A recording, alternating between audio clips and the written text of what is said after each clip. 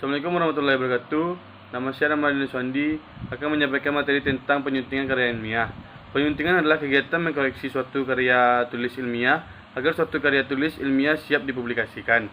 Menurut Asep Ganda Sadikin, menyunting adalah kegiatan menata atau membenahi tulisan dengan cara mengkoreksi kesalahan-kesalahan yang terjadi dalam tulisan. Yang kedua, editing paragraf. Editing atau penyunting terhadap isi, materi, atau gagasan akan berpengaruh pada kepadatan paragraf, sehingga menyebabkan terjadinya ketidakseimbangan antar paragraf, ada yang tebal, ada yang tipis. Karena itu, penulisan antar paragraf dalam sebuah karya tulis ilmiah sangat diperlukan keseimbangannya. Yang ketiga, editing ranggangan atau outline. Ranggangan harus disusun secara sistematis berdasarkan topik dan subtopiknya. Sistematika ranggangan berkaitan dengan urutan-urutan dan letak subtopik pembahasan yang akan ditulis. Ranggangan dapat saja diubah saat penulisan sedang berjalan atau nanti di akhir penulisan. Keempat, editing kebahasaan. Editing ini mencakup perhurufan, penomoran, dan angka, lambang, ejaan, dan tanda baca.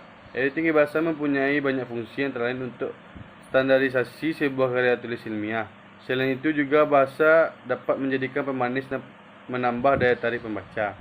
Baiklah, perkenalkan, nama saya Raffi Arif Arrahman. Saya akan melanjutkan materi yang teman saya sampaikan tadi.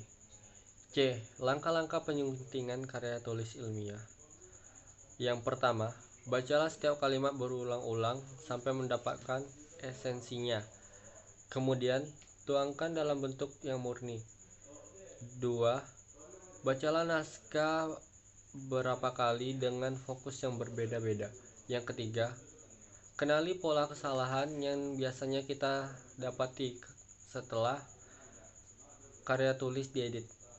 Yang keempat, gunakan spelling check pada komputer bila tulisan kita dibuat dalam bahasa Inggris atau bahasa internasional.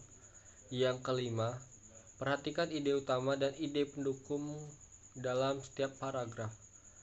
Yang keenam, revisi kalimat-kalimat yang terlalu panjang atau sebaliknya, kalimat-kalimat yang tidak menggunakan kata sambung, kalimat-kalimat ambigu, dan sebagainya. Ketujuh, bebaskan kemungkinan adanya pelanggaran seperti pelecehan, fitnah, penghujatan, dan lain-lain. Kedelapan, bantu tegaskan bahwa setiap informasi yang kita tulis benar dan dapat dipercaya. Kesembilan, konsultasikan jargon pengertian atau bagian yang meragukan kepada pihak yang berkompeten. Yang kesepuluh, gunakan buku tata bahasa, artikel, penggunaan tanda baca, internet, dan berbagai sarana lain yang dapat membantu kita dalam melakukan penyuntingan. Yang kesebelas, cari pembaca sukarela untuk diminta masukan. Baiklah, yang D. Tujuan penyuntingan karya tulis ilmiah. Yang pertama, melengkapi data yang dirasa masih kurang. Yang kedua, membuang dan mengedit data yang dirasa tidak relevan serta tidak cocok dengan pokok bahasa karya ilmiah. Yang ketiga, mengedit setiap kata-kata dalam karya ilmiah untuk menghindari penyajian bahan-bahan secara berulang-ulang atau terjadi tumpang tindih antara tulisan satu dengan tulisan yang lain. Keempat, mengedit setiap bahasa yang ada dalam karya ilmiah untuk menghindari pemakaian bahasa yang kurang efektif.